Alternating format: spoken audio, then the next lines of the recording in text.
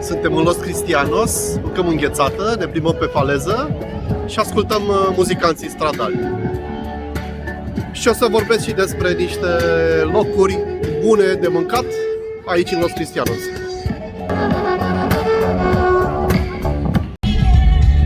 Mergem în Los Cristianos! Pe apus! Este ora 8 fără un sfert deja. Nici nu mai am nevoie de ochelari. Căutăm un loc de parcare și mergem să mâncăm una din cele mai bune înghețate. Văduțu, ești prezent? Ești prezent? Nu prea, ești adormit. Tati, nici înghețata nu mai te tentează? Hai să căutăm un loc de parcare cât mai apropiat. Deci, Los Cristianos este o plajă în extremitatea de est. Hop. Uite ce loc de parcare avem extraordinar. Am găsit un loc de parcare fix aproape de faleza din Los Cristianos. Vă spuneam că nu este poate cea mai frumoasă plajă, dar este o plajă cu atmosferă destul de locală și unde sunt multe locuri bune de mâncat. Înghețată foarte bună, pizza foarte bună, pește și fructe de mare. O să vă arăt 3 locuri foarte bune în Los Cristianos pe care le și recomand. Yellow Family. Familia galbenă, hop! Mami galbenă, eu galben, toți galbeni. Toți galbeni. Suntem 3 gălbejiți în Los Cristianos. Los Cristianos este plaja din estul Las Americas. Practic de aici până în Los Gigantes începe vremea bună și este clima cea mai potrivită de aici pentru soare și pentru plajă. Azi am sărbătorit o zi de naștere la școală. Al unui coleg, al unei colege? Vlăduț e foarte, foarte pasionat de mers pe aceste bănci. Întotdeauna când venim în Los Cristianos, el parcurge integral faleza pe bănci. Spuneam că acolo, imediat, de aici se pleacă către Delfini. O să puteți să-l căutați pe prietenul nostru Dani Prioroc. O să pun un link în descriere. Dacă vreți să aveți experiența cu delfinii, se pleacă de aici și se vâzlește până la vreo 2 km, până la stâncile acelea, unde sunt niște crescătorii de pește și lângă acele crescătorii există niște locuri unde vin permanent aproape delfinii. Plaja arată în felul ăsta. Este o plajă drăguță, dar n-aș spune că e minunată din acele condiții pe care trebuie să le îndeplinească o plajă minunată. În sensul că, datorită faptului că lângă este portul, lângă port apa e murdară de motorină și nu numai motorină, cam tot ce se deversează din bărcile de agrement sau toate cele care au toaletă. Deși este interzis să se deverseze în port conținutul toaletelor, uneori eu nu sunt foarte sigur că nu se întâmplă niciodată lucrul ăsta. Oricum, în general, și cei care au mers cu veliere știu foarte bine, nu e chiar indicat să faci baie într-un port. Dar aici apa este decentă și oricum în larg devine într-adevăr super curată și frumoasă. De ce aș include eu Los Cristianos pe lista plajelor frumoase? Pentru atmosferă, pentru promenada asta foarte, foarte simpatică. Mult promenada asta de aici. Iată. Pentru faptul că este o atmosferă locală, vă spuneam, și pentru că există niște locuri foarte bune de mâncat. Un loc foarte, foarte bun este Pizzeria del Capo, cred că se numește, o să filmez acum că trecem pe lângă ea. Este al unei românce, Mirela, sau ea se ocupă de business acolo. A doua este pizzeria Oro di Napoli, care face pizza, prima este pizzeria Da Capo. A doua este pizzeria Oro di Napoli, unde se face o pizza specifică napoletană. Și imediat să-mi pun și eu masca. Al treilea loc de recomandat aici în Los Cristianos este cu siguranță locul în care se mănâncă pește și fructe de mare.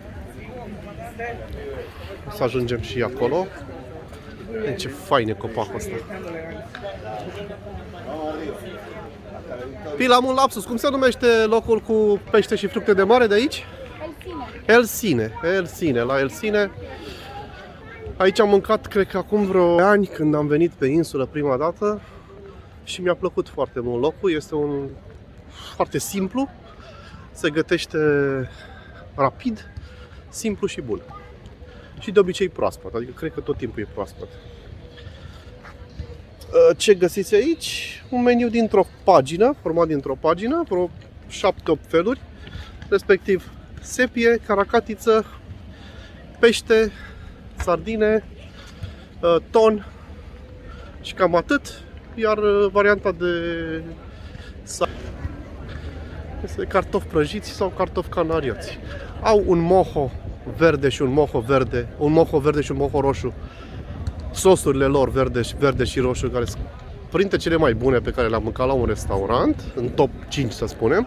Deci sunt foarte bune sosurile, mohourile și o salată de legume extrem de simplă, dar nu știu de unde iau ei ceapa. Păi iau o ceapă albă, mare, dulce, pe care o tai așa slice-uri. O pun mult ulei și sare, ulei de măsline și sare, absolut genială. Da, mergem acum să luăm înghețată pentru vlăduți.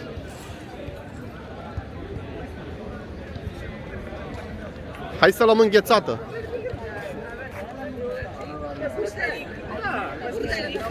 Înghețătoria este în pagina cealaltă, este în partea cealaltă. Aici în spate. Nu era una aici imediat. A, este cea artizanală. Mami, de care vrei? De la aia artizanală sau la aia de sus? Hai la cea de sus. Hai la cea de sus. Hai, că la aia am fost.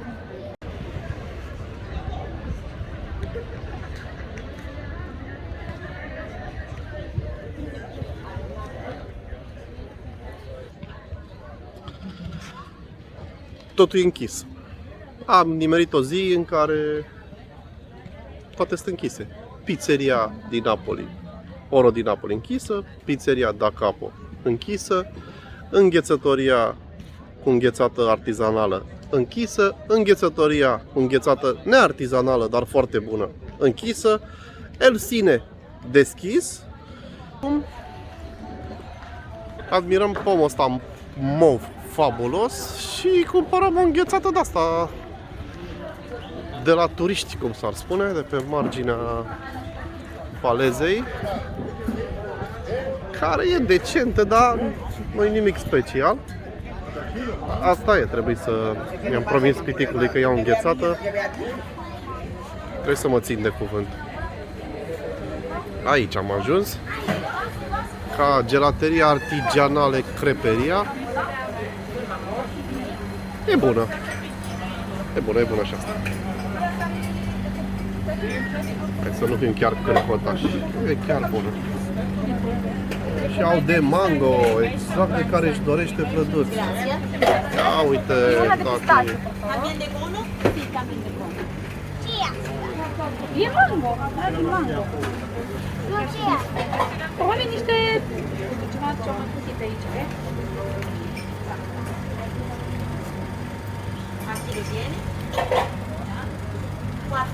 Cum e, tati? Vrei și tu? Nu. Bună, bună? Și tu, mami, de care ți-ai luat?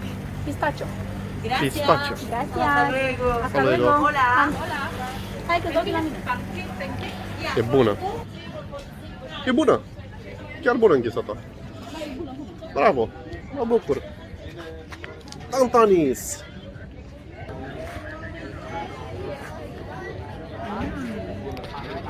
schimb de înghețate.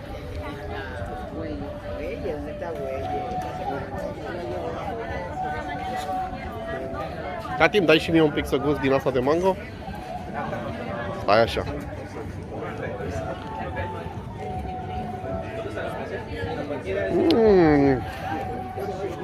Foarte bună. Chiar e foarte bună. Să urmărim o minge de volei, pentru că băieții ăștia pare că chiar joacă fain.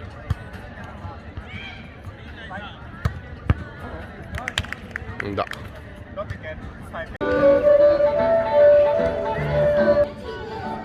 Păi mie îmi plac cântăreții stradali, foarte mult îmi place street music-ul și mă opresc mereu să ascult și dacă se poate să le dau un bănuț.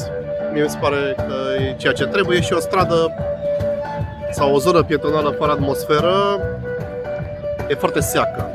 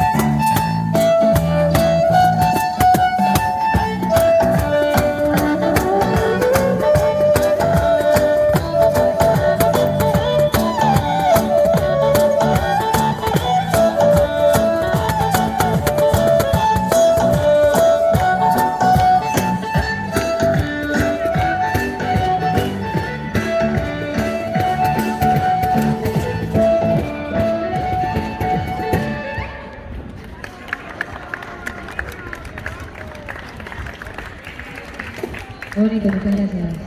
Entonces, en serio, el micrófono está en serio.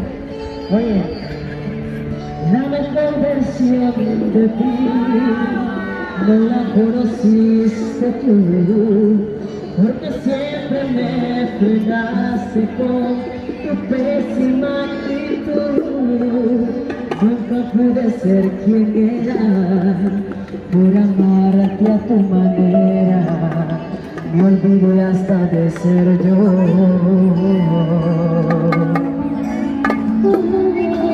La mejor versión de ti no la conociste tú.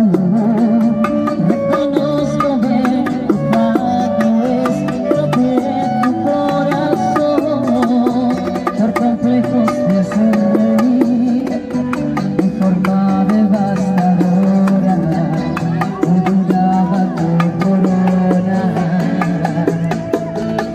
Hoy se cambian los papeles, se acabó mi suerte. Los gastos que perdí no los pago con creces. Por tu dictadura, por tus idioteces, termino en un bar viviendo por perderte. Y es que estoy aquí, observando la mejor versión de ti. Es el karma de la vida, de lo que me toca.